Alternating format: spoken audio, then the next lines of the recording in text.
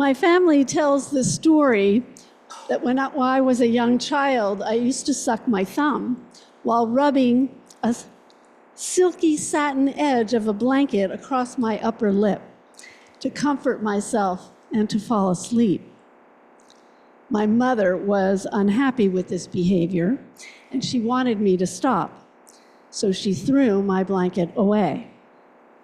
I know. I didn't know it at the time, only that my blanket was missing. And my response was, "That's okay. I know my dad will get me a new one." To me, that is the epitome of trust. I knew that my dad loved me and that he would take care of me and that he wanted me to be happy. I had every confidence in him at that very young age. When we are young, trust in our parents and caregivers is built through consistent, responsive, and nurturing care. When our caregivers create a safe and predictable environment, we learn that we can depend upon them, and we feel secure. We develop a sense that the world is safe and reliable. This is not only crucial for our well-being, it's especially important for our development at our earliest stages in life, and has lifelong effects on our social and emotional health. You know the way toddlers start to venture away from their caregivers, but will look back over their shoulders to see if someone is watching? The more secure they feel, the farther they are willing to roam before running back to their caregiver's loving arms. They are learning about becoming more independent, and they are beginning to take some risks. And of course, it only goes on from there as children learn to navigate an increasingly complex world of relationships, school, work, peers, identity, romantic relationships, and social norms.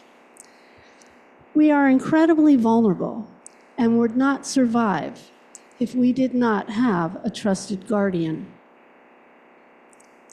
Anne Morris, who was the founder of the Leadership Consortium, wrote an article with Harvard professor Frances Frye titled "Begin with Trust."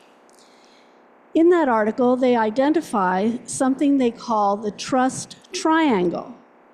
The three parts are authenticity, logic or skill, and empathy. Authenticity means that you are showing me the real you, and that I experience you as real. Logic skill means that your reasoning and judgment are sound, and that I gauge that you are capable in whatever area your endeavor. Empathy means that you care about me and my success. In other words, people know they can trust you if you create positive interactions with them by demonstrating these qualities. But of course, we're all human, and everyone has some amount of weakness in at least one of these areas. And stress will amplify any of those weaknesses. Frey and Morris call that your trust wobble, and we all have one. So now that you've got that concept, I'd like you to try a thought experiment with me. Let's identify your wobble. Think of a situation where you weren't trusted as much as you'd like to be. Maybe someone simply doubted your ability to do whatever you said you were going to do. Okay, have one? Have a situation? Keep that in mind. I'm going to ask you to do something hard. Give the other person in your story, the person you didn't trust, who didn't trust you, give them the benefit of the doubt. Let's call that person your skeptic. Assume that your skeptic's reservations are valid and that you are the responsible one for the breakdown in trust. The exercise only works if you own it. So go ahead Imagine those circumstances. If you had to choose from the three trust drivers, authenticity, empathy, or logic, which would you say went wobbly on you in that situation? Did your skeptic feel you were misrepresenting some part of yourself? Did they doubt your story? If so, that's an authenticity problem. Did your skeptic question the rigor of your analysis or your ability to execute on an ambitious plan? If so, that's a logic problem. Did your skeptic feel you might be putting your own interests first? If so, that's an empathy problem. When you take responsibility for a wobble, you reveal your humanity, that is, your authenticity, and your ability to reason, that's your logic, while communicating your commitment to the relationship, your empathy. Dr. Paul Zak is a neuroscientist and professor at Claremont Graduate University. He has conducted experiments that have isolated a specific molecule, one that creates both morality and trust. It's called oxytocin, not oxycodone. That's something quite different. Oxytocin is a simple and ancient molecule that is found only in mammals. It makes mothers care for their offspring, and in some creatures, helps them to be tolerant of their companions. It's released by all genders during sex. Before Dr. Zak's experiments, oxytocin was only known as helping to facilitate birth and breastfeeding in women. Here's an experiment in trust Dr. Zak developed. People begin his experiment by getting paid $10, and at some point, they give 4 tubes of blood. He calls this vampire economics. They get matched into pairs, and one person in the pair gets a message asking if they would like to give up some of their $10 to the other person. They are told that if they agree, whatever they give up will be tripled by the other person in the other person's account. The thing is, they can't see or talk to the other person. Now, the second person gets a message, and it says, the first person sent you X amount of money and is asking if you want to keep it all, or do you want to give some back? Dr. Zak tells us that these tests have been run all over the world and for much higher stakes. Here's what he found. Fully 90% of the first decision makers sent money. And of those who received the money, 95% returned some of it. We might wonder why. Well, by measuring oxytocin in the subject's blood streams, he found that the more money the second person received, the more their brain produced oxytocin. And the more on board, the more money they returned. Generosity implies trust. So it seems there actually is a biology of trustworthiness. They ran additional studies, which included using an oxytocin inhaler. Those showed that an oxytocin infusion increases generosity.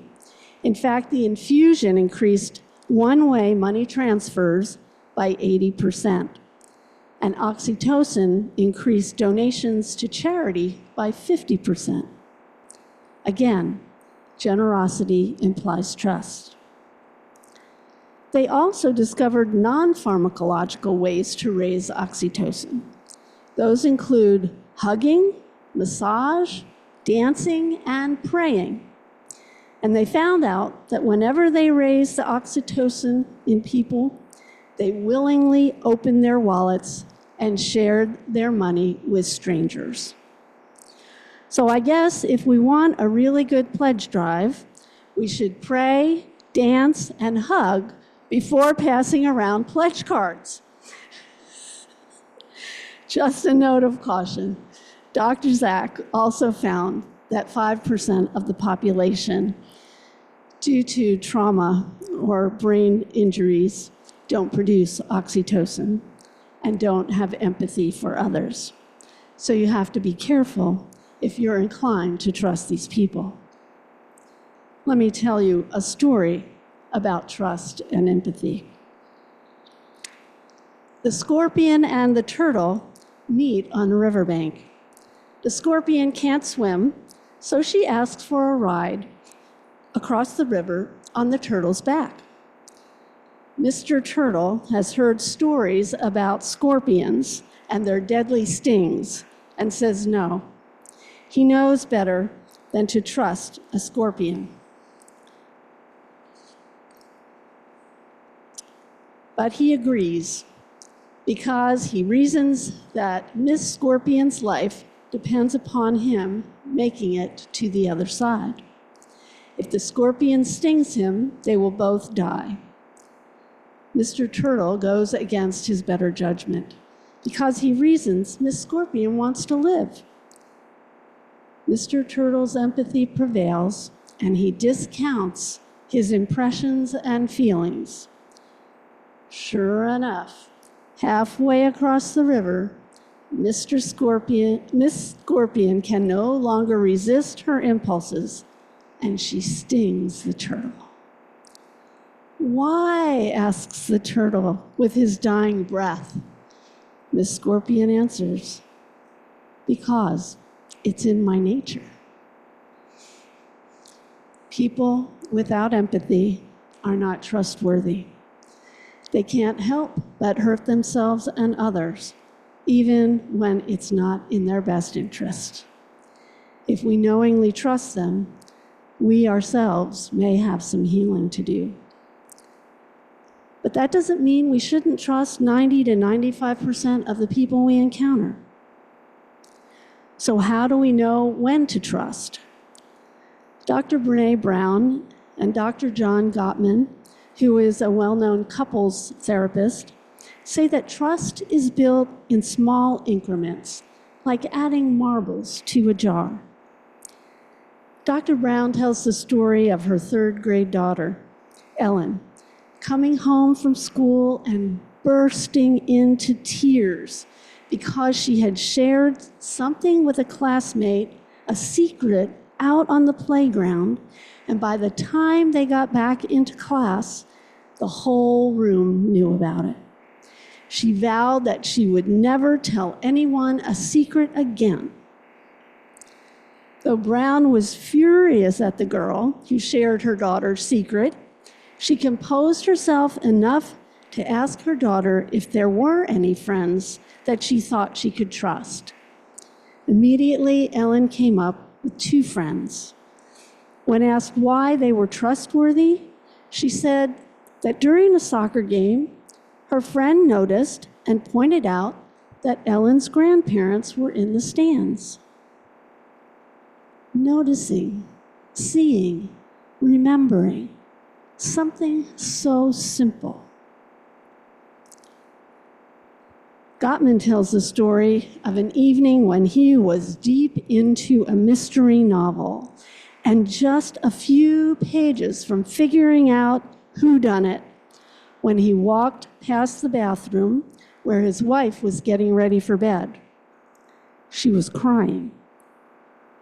He really wanted to just walk past and pretend that he hadn't noticed so he could finish his novel. But he didn't. He overcame his own interests and paid attention to his beloved. Trust grows in these simple moments.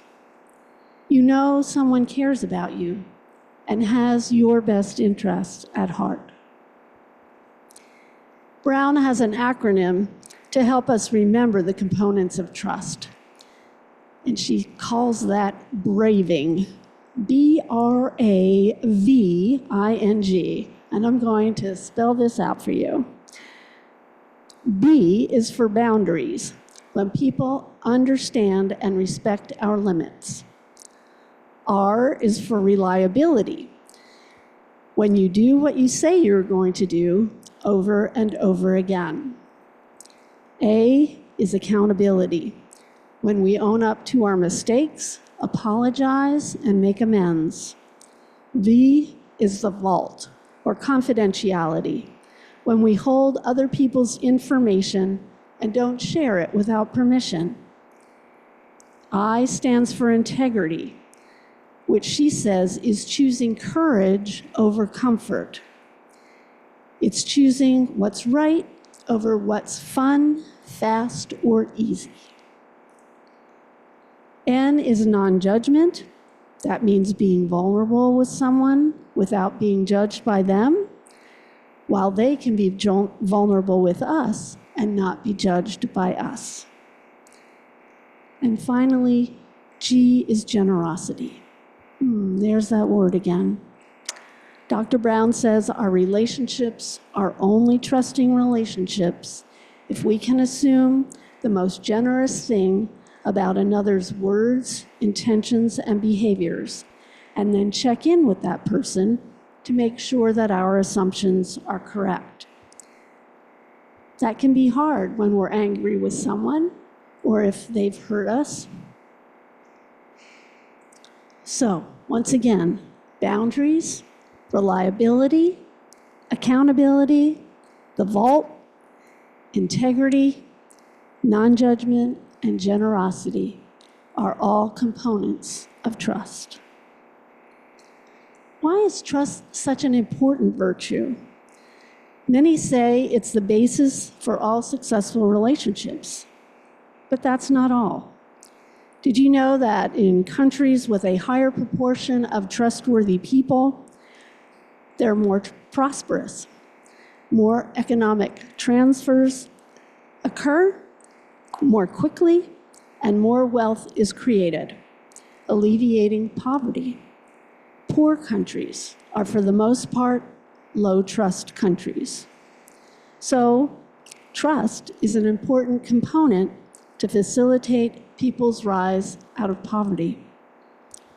Think about it. We've seen it firsthand in these last few weeks. Trust is being eroded in our country, and the stock market has plummeted. There's so much distrust in our lives right now. Many of us simply don't trust the government. The media is suspect. When you see an online job posting, you don't know if it's real or they're just trying to collect information from you. I actually saw an interview with an extremely well-known tech billionaire where he calmly said that AI will likely threaten human existence in 10 years. And he didn't seem the least bit concerned. He was acting like rules can't be established and that it's all inevitable. Just the other day, my husband Rob's son called him and asked for a short-term loan. Rob was going to transfer money from his bank account to someone he knows, trusts, and loves. But in the midst of doing this, the thought crossed his mind that his son's voice could be an AI-generated facsimile. They stopped to figure out a safer way to make the transaction. Yikes. What a world we have created for ourselves. Just think how much more time and energy you'd have to grow your soul and contribute to the world if you could trust our society from the top to the bottom. The only way I see forward is to rebuild trust in our society in small, almost intimate ways, up close and personal, like in this community. In a congregation, there is an implicit assumption that we can trust each other. And that's why things like clergy abuse or breaking covenant is so devastating. My personal foundation has always been community and staving off divisiveness. In history, the powerful forces always win when they are able to create wedges and divide the power of the people. And they're expert at it. We have to do all that we can to keep that from happening. There is a way. There is way more that unites us than divides us. As Francis David, early Unitarian, said long ago, we need not think alike to love alike. Community is the connective tissue that can dismantle fascism. It's the most powerful tool to defeat authoritarianism and root out corruption. Think about the solidarity movement in Poland or in Denmark when an edict was issued that all Jews had to wear yellow stars of David. The king went on the radio to say that all Danes should wear the star and was the first one seen wearing a star the following day. Let us remember to keep love at the center and to use the tools of trust creation, praying, dancing, and hugging as we use our minds to assess someone's authenticity, logic, and empathy. So may it be, and amen.